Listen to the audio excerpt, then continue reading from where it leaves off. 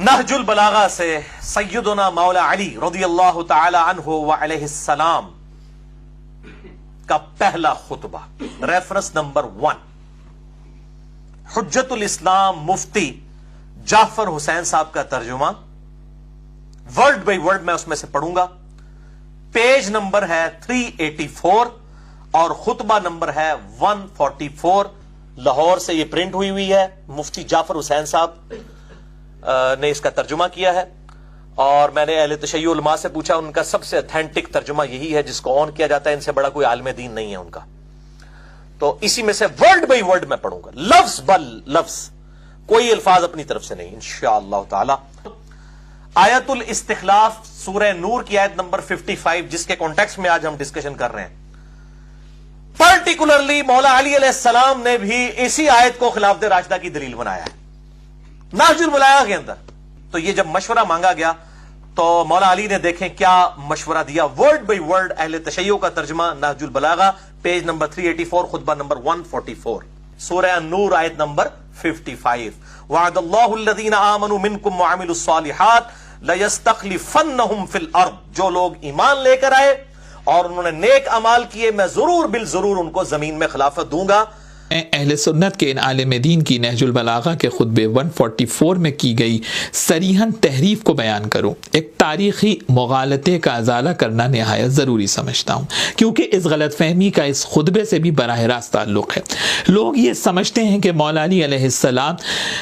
3 خلفاء کے دور میں شاید کسی مشیر کے عہدے پر فائز تھے اور 25 برس مولا علی علیہ السلام شاید ان کے مشیر بن کے رہے۔ یہ تصور قطعاً درست نہیں ہے اور اس کا کوئی ثبوت تاریخ میں موجود نہیں ہے، اور یہ غلط روی اور مغالطہ اتنا آگے بڑھا کہ اس بات کو دلیل بنا کر یہ سمجھا جانے لگا کہ جیسے مولا علی علیہ السلام نے پہلی 3 خلافتوں کو تسلیم کر لیا تھا۔ یہاں یہ بھی جاننا بہت ضروری ہے کہ ان 25 برسوں میں مولا علی علیہ السلام کے پاس کوئی انتظامی، عسکری یا سیاسی عہدہ نہیں تھا، اور نہ ہی انتظامی امور میں مشورت کا باقاعدہ کوئی پورٹ فولیو مولا علی علیہ السلام کے پاس کبھی رہا،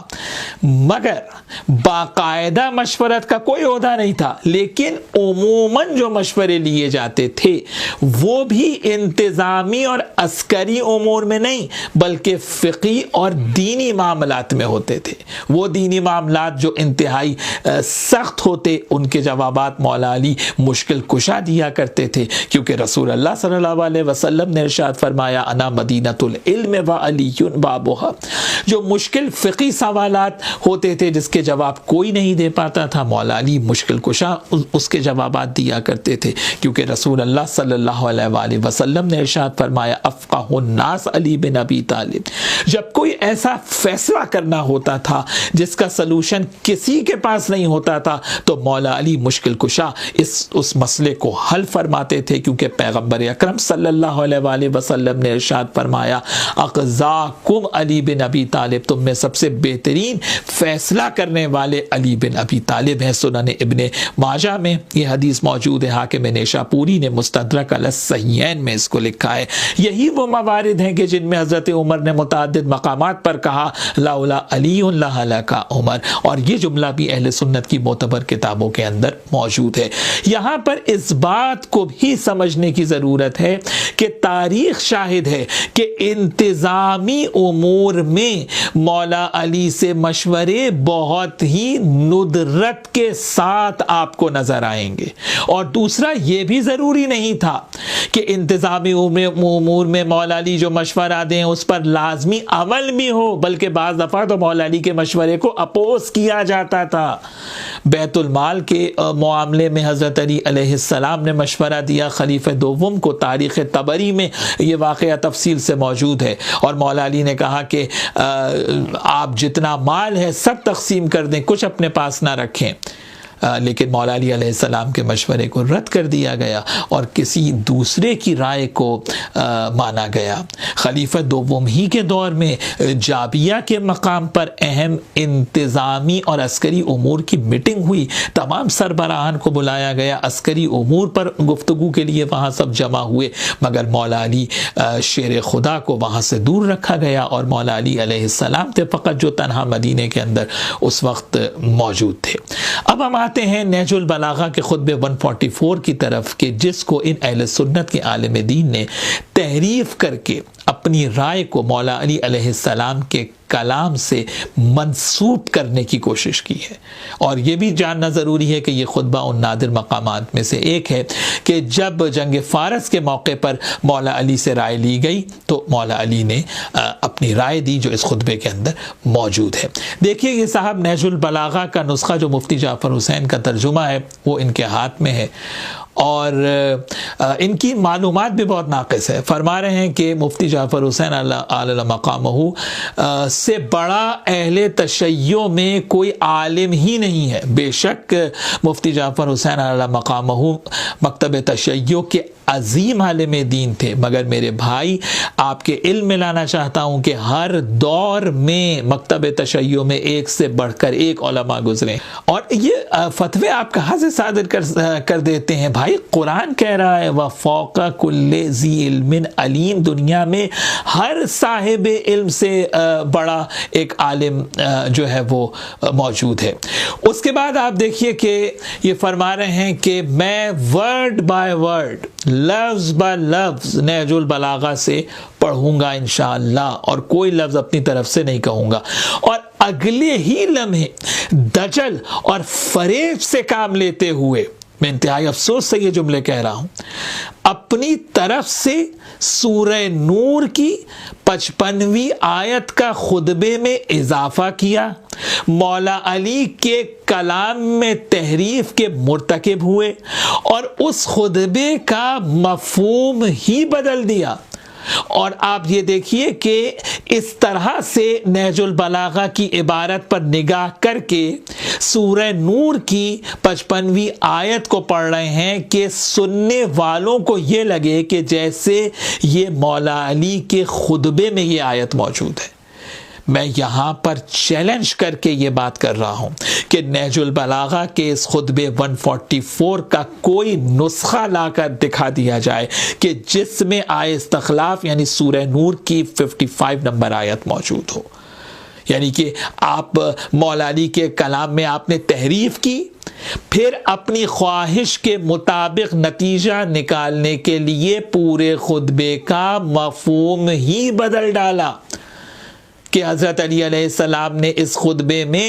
خلفاء کی خلافت کو ثابت کیا ہے۔ بھائی خلافت کے موضوع کا کوسوں دور بھی اس خطبے سے کوئی تعلق نہیں ہے۔ خطبے کا تعلق حاکم کی ذمہ داریوں سے ہے، حاکمیت موضوع ہے یہاں پر۔ یعنی اگر آپ مفتی صاحب کا حاشیہ ہی پڑھ لیتے تو مولا علی علیہ السلام کا مقصد آپ کی سمجھ میں آ جاتا، اتنی آپ کو تگ و دو کرنے کی ضرورت نہیں تھی۔ یعنی جو آپ کی ذاتی رائے ہے،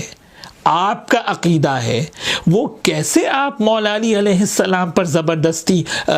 تھوپ سکتے ہیں؟ پھر میں یہ بات کہہ رہا ہوں کہ اس خطبے کا کوئی تعلق خلافت کے موضوع سے نہیں ہے، اور نہ ہی اس خطبے میں مولا علی نے کسی کی خلافت کو ثابت کیا ہے، اور نہ ہی سورہ نور کی 55 نمبر آیت کا اس خطبے میں کوئی ذکر ہے۔ صرف ایک مشورہ مانگا گیا، مولا علی نے جو امت کے لیے خیر تھی وہ مشورہ مولا علی نے دے دیا، اور یہ کردار